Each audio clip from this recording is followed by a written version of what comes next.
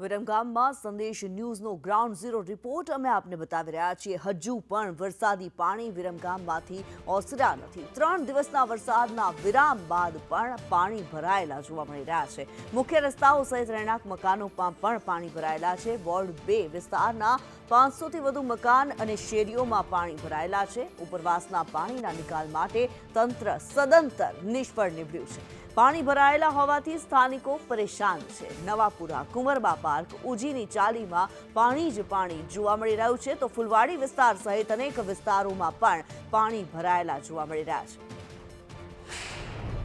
જે વિરમગામ છે એ જળમગ્ન બન્યું છે અને અત્યારે વિરમગામ શહેરના જે વોર્ડ નંબર 2નો જે વિસ્તાર છે એ નવાપરા વિસ્તાર 80થી 100 ઘરો આસે આવેલા છે અને અહીંના સમગ્ર જે વિસ્તાર છે જે ઢીચણસમાળા પાણી ભરાયા છે અને રહીશોને ભારે હાલાકીનો સામનો કરવો પડ્યો છે।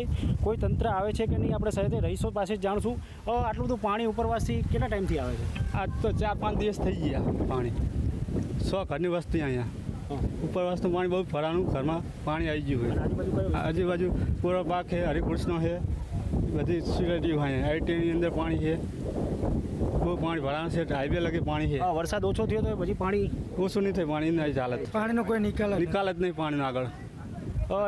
અન્ય રહીશ સાથે વાત કરશું, કોઈ અધિકારી આવે છે કે નહીં અહીંયા? કોઈ આવે છે ને, બધા કાલે આવ્યા હતા પૂરી શાક ને એવું। એ નહીં, આ પાણીના નિકાલ માટેની કોઈ એવા કોઈ નથી આવ્યા, બરાબર। આ તો ખાલી એક જમવા માટે વ્યવસ્થા કરવા માટે આવ્યા હતા, બરાબર। અને બીજા ઘણા લોકોના ઘરમાં પાણી ભરાણા છે પરામાં। કોઈ એમના કાઉન્સિલર કે કોઈ પ્રમુખ કોઈ જોવા નથી આવ્યું। અમારા ગામની હાલત જેવી છે એ તમે પહેલાં જોવો, એમની ફરજમાં નથી આવતું વોટિંગ લેવા, તો એમને જોવા તમે હાલો મેનલામાં પાછળ પગના આમ જોવો, તમે આમ જોવો અમારી હાલત જોવો તમે। પાણીમાં રહીને કેવા પાણીના પગ ફોગાઈ ગયા છે, એમ તો જોવા તો આવવું પડે। કંઈક રહેવાની વ્યવસ્થા, જમવાની વ્યવસ્થા એવું તો કરવું પડે કે આપ જોઈ રહ્યા છો જે સ્થાનિક રહીશોનો રોષ છે। વિરમગામ તંત્ર સાવ નિષ્ફળ ગયું છે અને અહીંનો જે ફૂડ પેકેટની વાત કરી તો ફૂડ પેકેટ માટે પણ ખાલી એમને ગઈકાલે વ્યવસ્થા કરી હતી। અહીંના સ્થાનિક રહીશો સાથે જે વાત સ્થાનિક રહીશો દ્વારા અત્યારે હાલ એ બનાવવામાં આવી છે અને અત્યારે હાલ વિરમગામનો જે ન્યૂ વિરમગામ વિસ્તાર છે સમગ્ર અત્યારે ઢીચણસમાળા પાણીથી હાહાકાર અને ભારે હાલાકીનો સામનો કરવો પડ્યો છે।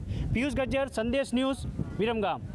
અમદાવાદ જિલ્લાના વિરમગામ એ જળમગ્ન સ્થિતિમાં સર્જાયું છે। આપ જોઈ શકો છો અત્યારે ઉપરવાસના પાણી હજી 3 દિવસથી યથાવત છે અને અમે છીએ વિરમગામના જે ન્યૂ વિરમગામ વિસ્તાર છે અને નવાપરા નામનો વિસ્તાર આવેલો છે।